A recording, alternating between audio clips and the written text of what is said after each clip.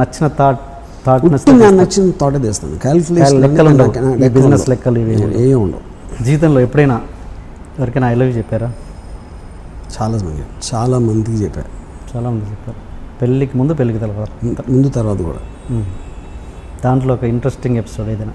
Interesting episode నా personal అంటే మీరు పర్సనల్ ఇప్పటివరకు మీరు పబ్లిక్ అయిపోయారు. నా పర్సనల్ విషయాలు నేను చెప్తాను. కానీ ఇప్పుడు ఇంట్రెస్టింగ్ ఎపిసోడ్ అంటే అమ్మాయి పేరు చెప్పాలా, లేకపోతే మన ఎపిసోడ్ అంటే ఇంకేం చెప్పాలి? ఎపిసోడ్ మీన్స్ ఆ బ్లాక్ సినిమా బ్లాక్ పేరు అవసరం లేదు, పేరు చెప్పండి.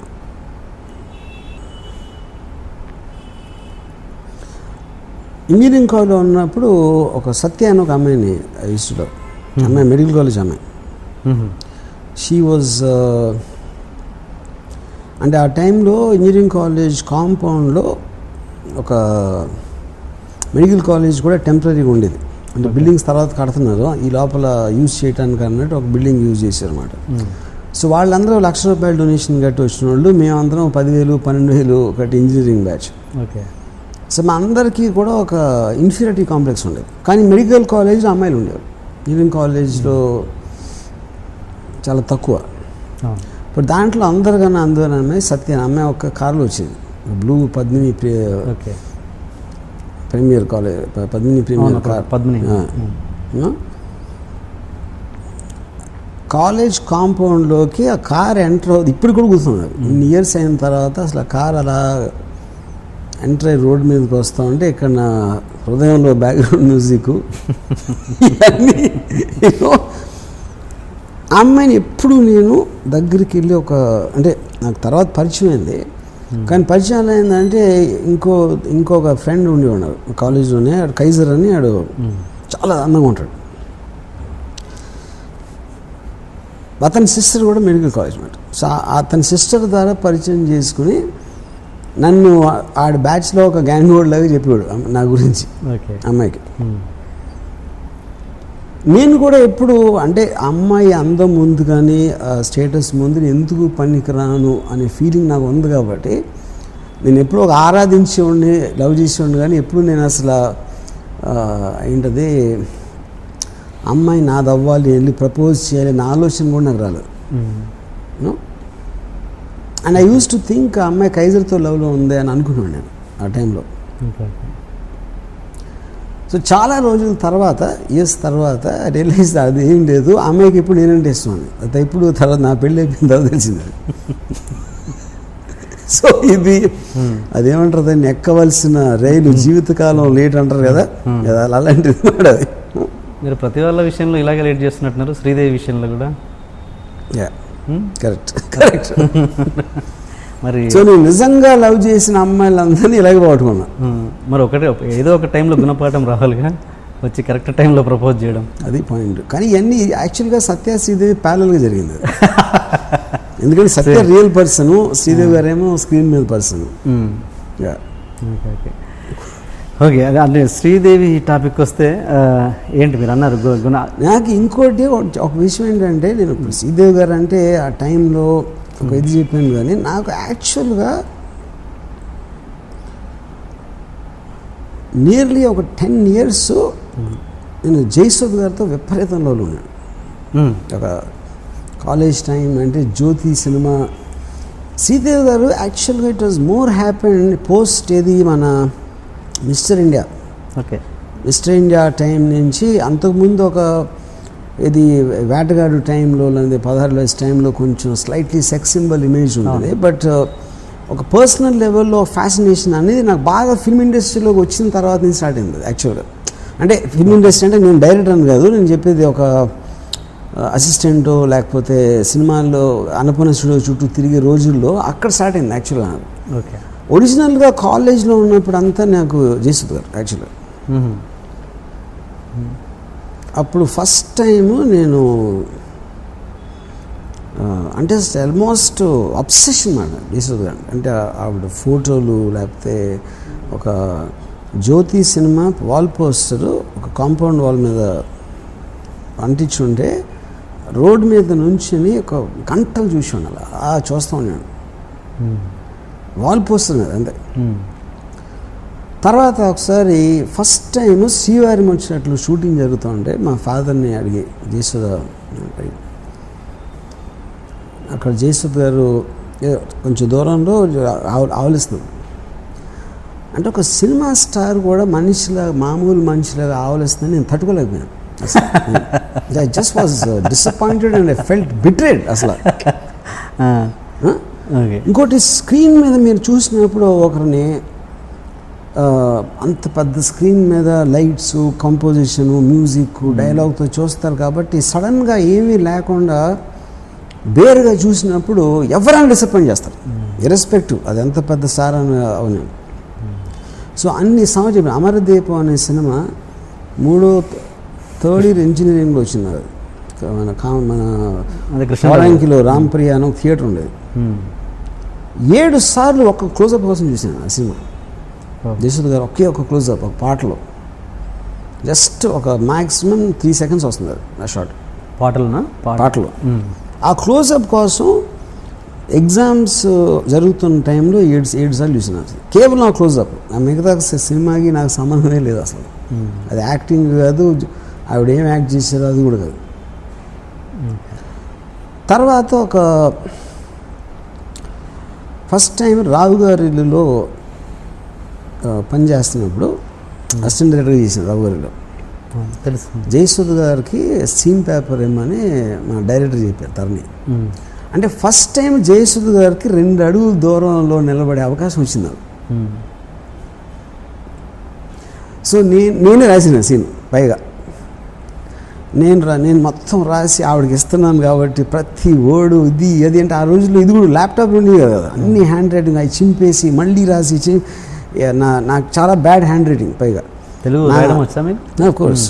నా హ్యాండ్ రైటింగ్ ఎంత అందంగా నా శక్తికి మించిన కృషి చేసి ఫైనల్గా సీన్ రాసి తీసుకెళ్ళింది. ఏది రాత్రి అంతా రాసి పొద్దున్న రాసి ఆవిడ షూటింగ్ వచ్చే టైంకి ఆవిడ కూర్చుని ఉంటే వెళ్ళి ఇచ్చింది పేపర్. నా మైండ్లో ఏంటి, ఆవిడ చదివి ఇంప్రెస్ అయిపోయి ఎవరు రాశారు అని ఒక బల్బులాగా ఆవిడ మొహం వెలిగి నేనే రాశాను అని చెప్దామని నా ఫ్లాష్ ఫార్వర్డ్ అయిపోయింది సీన్. ఆల్రెడీ మొత్తం బ్యాక్గ్రౌండ్ ఎడిటింగ్ చేసి నా మైండ్లో ప్లే అయింది అది ఆల్రెడీ చాలాసార్లు. నేను ఇవ్వగానే ఎన్ని పేజీలు అది ఫస్ట్ టైం. అది ఆబ్వియస్లీ ఐ నో ఆవిడ అన్ని సినిమాలు చేసాక మళ్ళీ సీన్ చూసి ఎక్సైట్ అయిపోయేంత సీన్ అనేది ఏ సీన్లోనే రాదు అంత ఒక ఆర్టిస్ట్కి. యూనో ఎన్ని పేజీలు అంటే నేను ఏదో చెప్పాను. అప్పుడు సీన్ వినిపిద్దామంటే ఉట్టి షార్ట్ చెప్పు చాలా.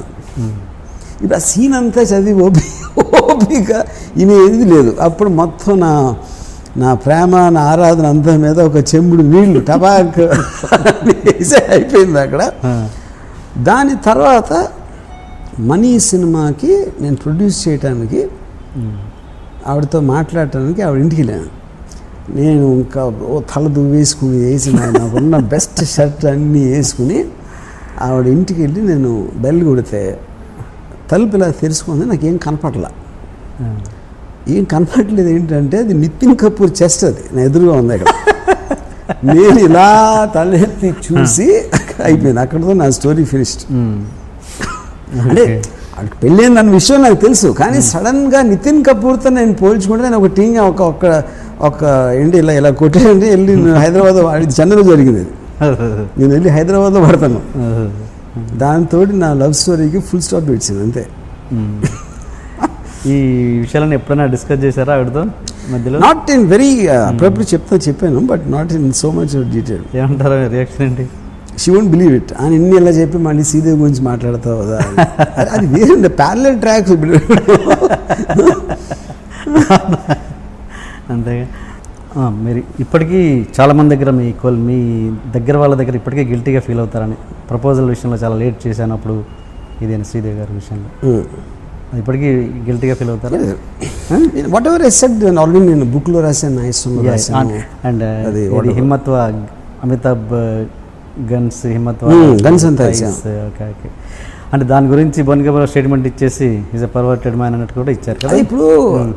ఇప్పుడు మీడియా కూడా అడుగుతుంది ఇలా అన్నాడు దాని మీద అంటే ఏమంటాడు బోని కూడా ఇస్తాడు. ఓకే. ఇది ఒకవేళ శ్రీదేవి గారు చాయిస్ బోనీ కపూరే అయితే కనుక అంతకంటే బెటర్ చాయిస్ నేను కదా, అది నేను తొందరపడలేదు. దాని మీద మీ అదే కదా నేను చెప్పింది. ఆబ్వియస్లీ ఇప్పుడు నేను నాకు అంత ఎత్తులో ఉంది ఒక అమ్మాయి అనుకున్నప్పుడు నాకన్నా నా ఉద్దేశంలో తక్కువ ఎత్తున చేసుకుంటే నేను ఫెయిల్ అయినట్టే కదా. అది ఇందాక నేను సత్య విషయంలోని ఈ విషయంలో కూడా అది చెప్పింది. అనురాగ్ కశ్యప్ నేను మీ శిష్యుడు అనుకోవచ్చా? శిష్యుడు నాకు శిష్యుడు పని చేశాడు, అంతే, వర్క్ చేశాడు. సో ఓకే, ఇప్పుడు ఉడతా పంజాబ్ సినిమా అదేదో లీకేజ్, వీడియో లీకేజ్ అయింది. దాని విషయంలో నిజంగా ఎవరి పాత్ర ఉండొచ్చని మీ ఫస్ట్ ఆఫ్ ఆల్ ఒక సినిమా అనేది ఒక ఎడిటింగ్ రూమ్లో ఉంటుందండి. ఎడిటింగ్ రూమ్లో మీరు పెడతారు సెన్సార్ పర్పస్ అని. అదే దాని మీద వర్క్ జరుగుతుంది ఒక్కొక్కసారి, అదే దాని మీద సౌండ్ ఎఫెక్ట్స్ వర్క్ జరుగుతూ ఉండొచ్చు, లేకపోతే రకరకాల జరుగుతూ ఉండొచ్చు. అదే కాపీ మీరు అక్కడికి ఇస్తారు. సో అది బయటకు వెళ్ళాలంటే ఏ సోర్స్ నుంచి అయినా వెళ్ళొచ్చు.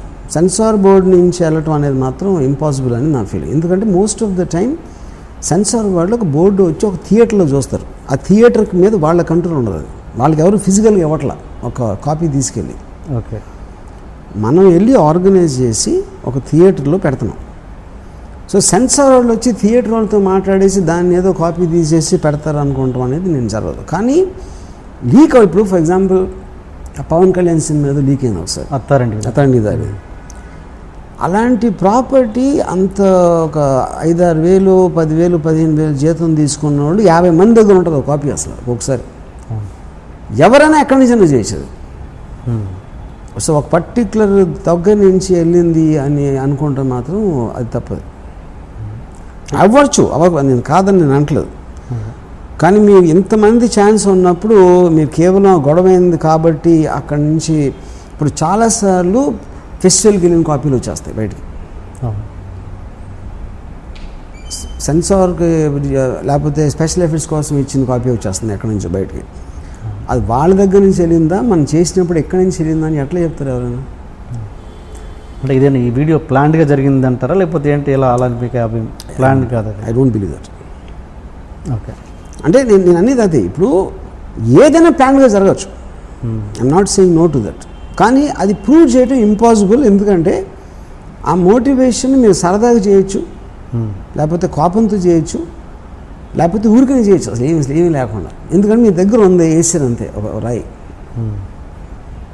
ఓకే, మిస్చీఫ్ చేయటం అనేది చాలామంది మనుషుల్లో ఉంటుంది. పట్టుబడను అనే నమ్మకం ఉన్నప్పుడు చాలామంది అలాంటివి చేస్తారు. ఇంకోటి ఇప్పుడు అథాంటి దారేది ఎన్నో రోజుల ముందు వచ్చేసింది.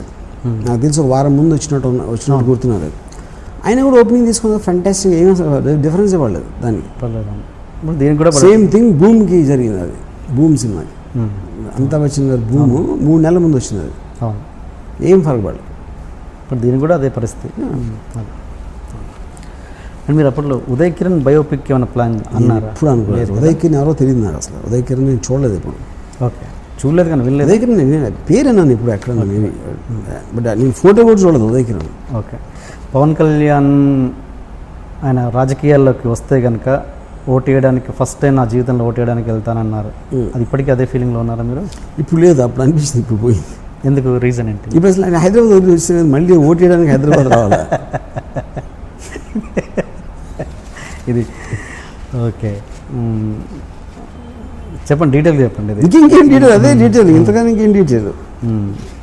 సినిమా రివ్యూవర్స్ మీద కూడా మీరు ఏదంటారంటే మీరు నచ్చినట్టుగా ట్వీట్ చేస్తారు, బట్ ఎవరైనా రివ్యూస్ రాసేసి పర్సనల్గా మీ మీద అంటే మాత్రం మీరు కోపానికి వస్తారు. ఎందుకు అంటే మీరు పర్సనల్గా ఇప్పుడు నేను ఒక్కసారి చేశాను, అది నన్ను మిస్కోట్ చేశారు.